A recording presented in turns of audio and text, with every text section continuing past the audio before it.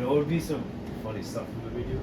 As if, well, if you don't get a flip-up thing, put a mirror behind it. And then we'll yeah. I mean, There's some kind of check. dude, I think, does Apple make cameras? Guess what? They do. It's in their phone. Yeah. They do everything. Wait.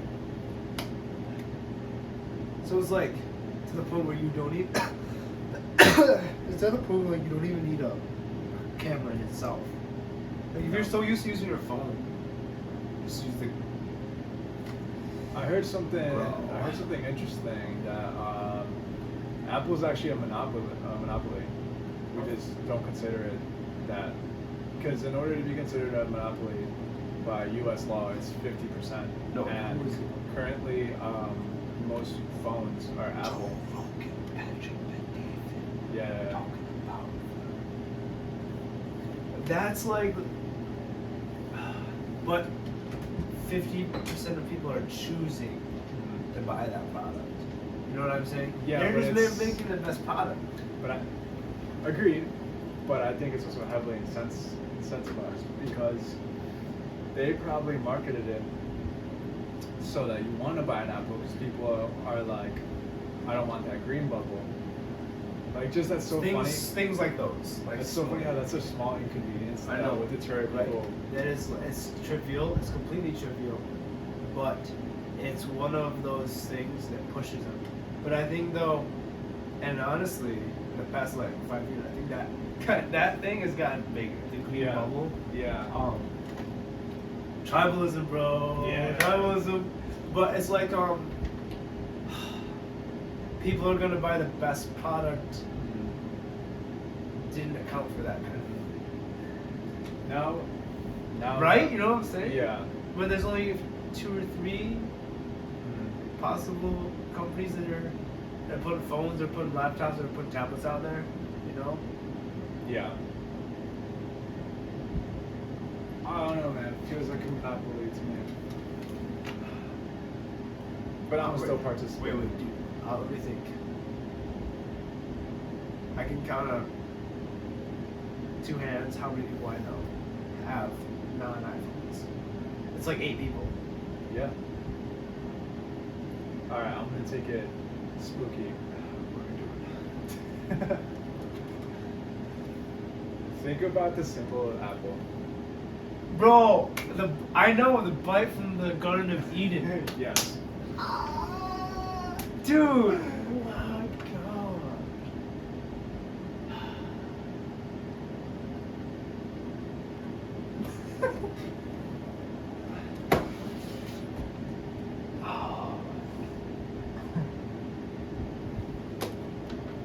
Remember how, so yeah, this is a continuation of recording that got stopped off camera if you watch the other part. But we were talking about, I'll see things and forget about it, then we'll have a conversation and then you'll play them. That was one of them, bro. That was one of them, because I got shown that like in 8th grade in like some crazy YouTube conspiracy video. You know what I'm talking about? Yeah. Those ones? I was like 12 years old, 13 years old, and there's like side-by-side pictures of like Eve biting the apple. But the thing is though, is in liturgically, it's not. I guess you can't consider liturgical if it's Old Testament. But in Old Testament, it's like it doesn't specify the fruit. But it's just way too coincidental, ironic, you know? Yeah. And it's we're literally recording. I don't know if that's the logo on it. I don't know where my phone is, but it's got a bite taken out of it. And then we're all constantly attached to it. Oh my Get all our knowledge from it. god.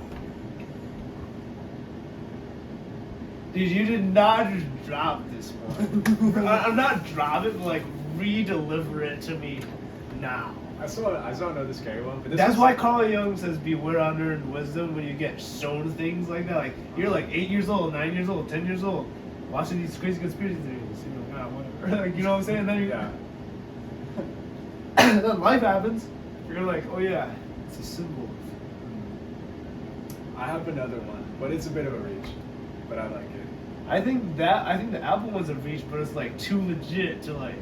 That was ignore. too legit for me. It's simultaneously a reach and legit. You know what I'm saying? Yeah. So let me tell you What's about the reach? The reach is, honestly, pull it up for our viewers. Pull up the Oreo, bro. It has a symbol, a satanic symbol on it. It has Oreo satanic symbol. the upside down Leviathan cross on it.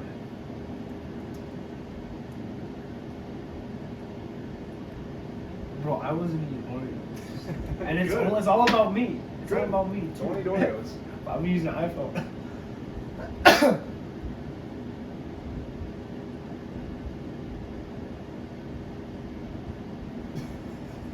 Yo, if you're listening to this, Google Oreo Satan symbol. Yo!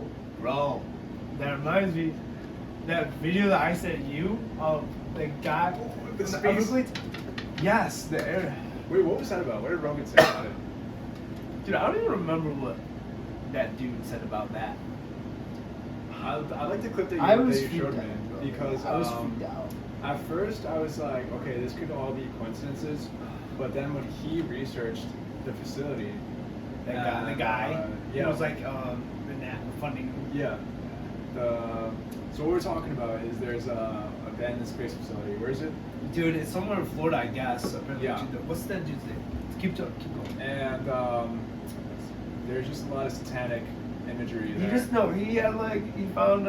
he walked on a ritual. Yeah. Something was going on. And, it was like and really there was a snake that was bleeding from one of its orifices. It was booty hole.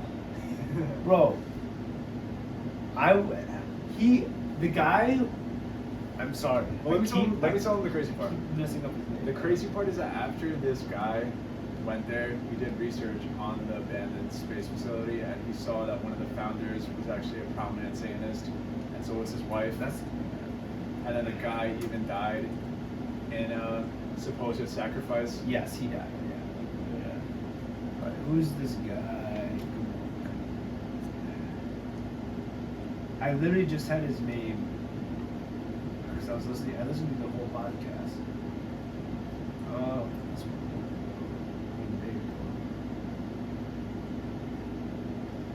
Brian. It was that Python cowboy dude. What's his name though? Is it Mike? Oh yeah, this is Python cowboy.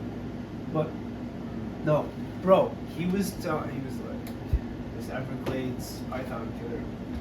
Like, he's gonna keep walking. I wouldn't have kept walking. Dude, you know ESF, that school? Yes. I went to the caretakers, broke into the caretakers room, one of my friends. There was like barely any graffiti in there. There's graffiti in there. There's some like spooky stuff in there.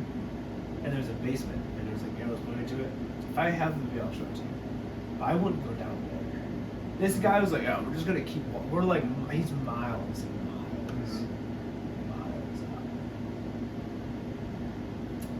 Would you have done it? It's interesting. For Satan and stuff like that, I would keep going. I get really scared though about the supernatural. Bro, what's the difference? I think the difference in my head is I can choose not to be a Satanist, but I can't not choose to be haunted. But the Satanists can inflict their Satanism on you. You can get inflicted. I got the cheat code. What is it? You know.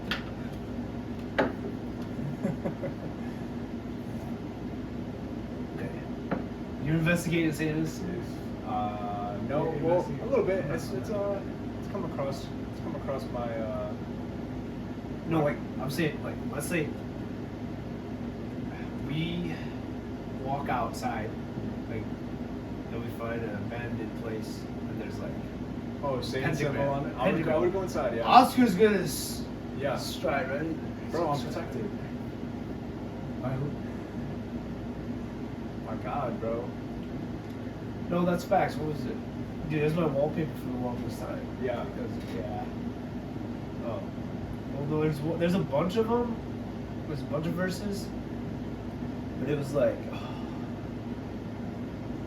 don't be afraid of the valley valley of the shadow of death. Yeah, that makes sense. Because when you're in a state of fear, you're giving it power, and you're also easily manipulatable. When you're afraid. When you're afraid.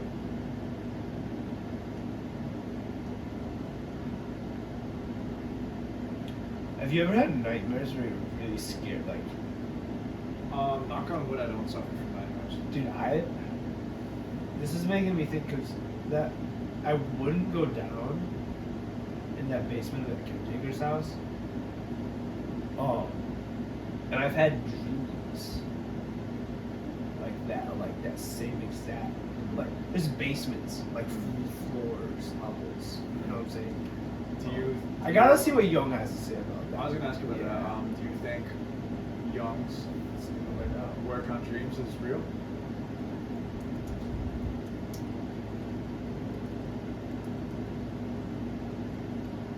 I think there's a lot of insight there. Like, what do you mean? You know what I'm saying? Like, what do you mean real? Okay, what I mean specifically is like, does it have weight to it? Because the reason I think it's real is because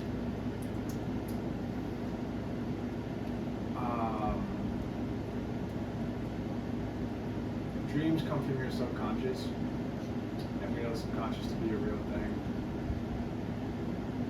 So therefore, whatever imagery you see is, in my mind, obviously your mind trying to tell you something.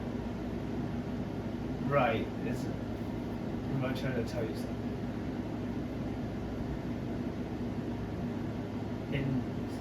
So this is Basement Dream Dictionary.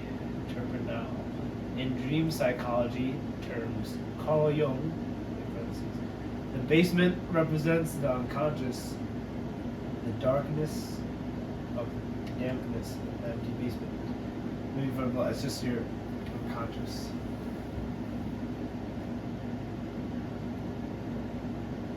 So what? It's like you're searching in your subconscious. It's like it's such a broad thing. Yo, can we turn this off? Yeah. Let's see what happens.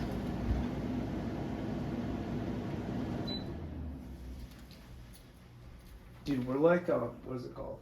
We're like in the training wheels of like video media. Podcasting, You yeah. know, we're bootstrapping it. Yeah. That's what it's called. You know, because like. That's what we'll see. I think so. Kind of. The people, I don't know anything about how to set up stuff and make it work. Mm-hmm. We've been bootstrapping it. But anyways, back to that's why I'm interested between see what happens with how that air conditioner sounds. But I haven't had a basement dream in a while. But now you bring up this walking Satanism thing, like if it's on level ground I'll do it, but as soon as you start going below the earth, I think is when I'd be like, not for me, not today. Not even if it was 50% off. I'm not gonna buy it. Okay, can I take it back to spooky? We're always saying spooky, okay. but yeah. It's almost October for sure. My favorite time of the year. Alright, so I forgot where I saw this, but I think it's from the Bible that it was like Satan will try to convince humans that heaven and hell is not real, like both of them. Oh, but there's like a. But that's because then they're more malleable to. It's a paradox. Yeah. You know, it's like that's a what is it? That's a doctrinological or whatever you want, like within its own doctrine.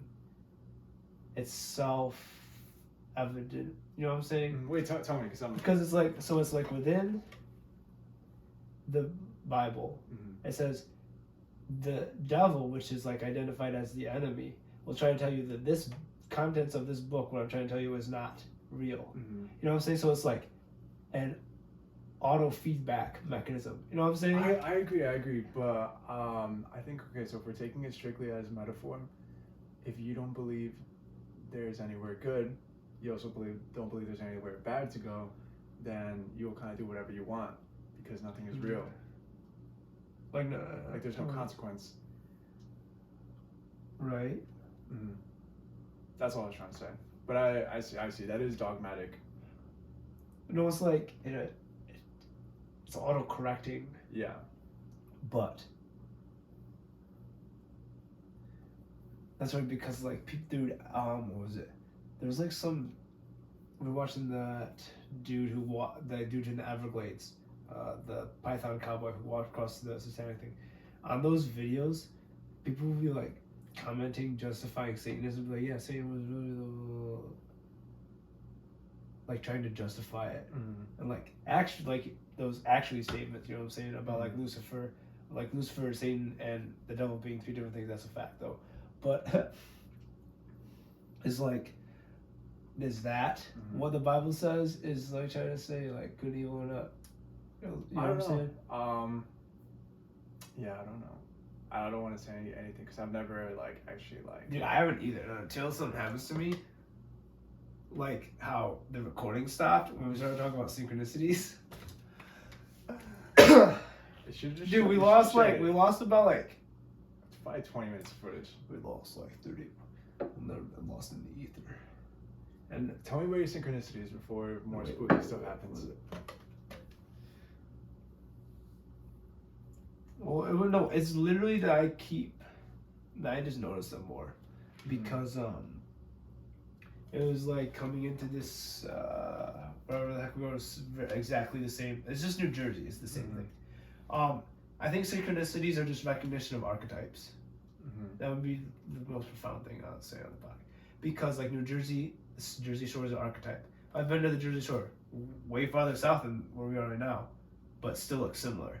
And I was like, yo, whatever, you know what I'm saying? Like that kind of synchronicity, like, yo, Jersey Shore or whatever. It's like the same, but it's just an archetype. That's what I think. Yeah. Oh, dude. But that's still good though, because then that implies that there is a collective unconscious memory. So whenever people used to ask me, what's synchronicity? I'd be like, so imagine you're talking to someone about a song that you both haven't heard in a while. Like, yo, they send it to you, like, yo, yeah, I remember that, good times when we were listening to that music. Like, 3 hours go by, you get in your car to like go buy some Taco Bell or something, and the song comes on the radio that you were just talking about. That's synchronicity, right? Yeah. Where's the archetype there? The archetype there is the Gaussian distribution. That certain songs are like, everyone knows, you know what I'm saying? They're still going to be played on radio stations. I mean, I don't listen to radio stations. I don't know what you mean by Gaussian. It was like 80% of things will happen 20% of things will happen 80% of the time. Like a normal distribution, a bell curve kind of thing. That's archetypal. And you find it everywhere in creative. Jordan Peterson quote says you find it in creative endeavors in humanity. I was talking to someone else about it. But no, yeah. Like, what's the most commonly pressed keyboard or letter? Like, no, it's the space bar.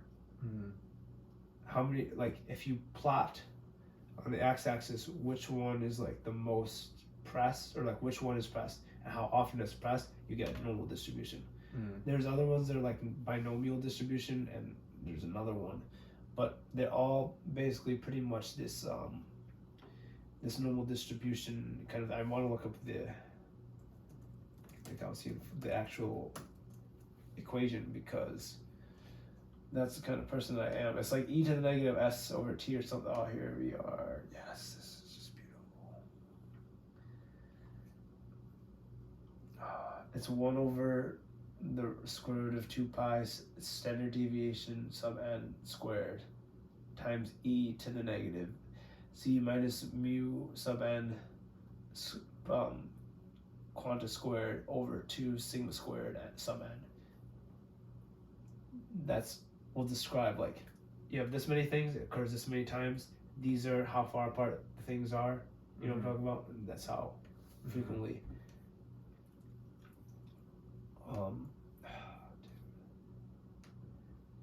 That's archetype to this Gaussian distribution thing. But yeah, I think in a way synchronicities are a recognition of that. Maybe I'm partial on it, but maybe that's like partially correct. There's something to that. Yeah, I know, dude. That's so like we were talking about was like, yo, you bring up something. That's one is the one the real bring up something I'll forget about. That one is one that's like stuck around like since we were last roommates because that's when I learned it. Mm-hmm. The dude's name was Edwin Edinger. He was a guy who wrote about Carl Jung, and he was like, yeah, Carl Jung just says about the synchronicity. The synchronicity the Carl Jung pointed out in Ion was between the story of Jesus and just like humanity, basically human development, the development of the unconscious. But he was like just pointed at it and said made all these interesting coincidences. He was like, are these interesting? Yeah, And I know. Like, I love that. It doesn't mean anything. And then, but he died. Him and did we put that on recording? We talked about the Wolfgang Pauli. No, I was talking to Jared about the Pauli exclusion principle. So Young. No, tell me. I'm gonna try to make it short. But near the end of Young's career, he teamed up with Wolfgang Pauli, who is coined the Pauli exclusion principle, which basically states like you have energetically linked. Let's say for the sake of this explanation, they're electrons, right? So you have like a helium atom that has 2 protons, 2 neutrons, a mass of 4, and 2 electrons. If I look at one of those electrons that spin up, what's the other one? Down. You automatically will know that, right? So you know that if one is up, the other must be down. That's the Pauli exclusion principle. And so Wolfgang Pauli and Carl Jung were working together. It was towards the end of Jung's career, trying to use that as as some sort of weird explanation for synchronicity. Isn't that cryptic?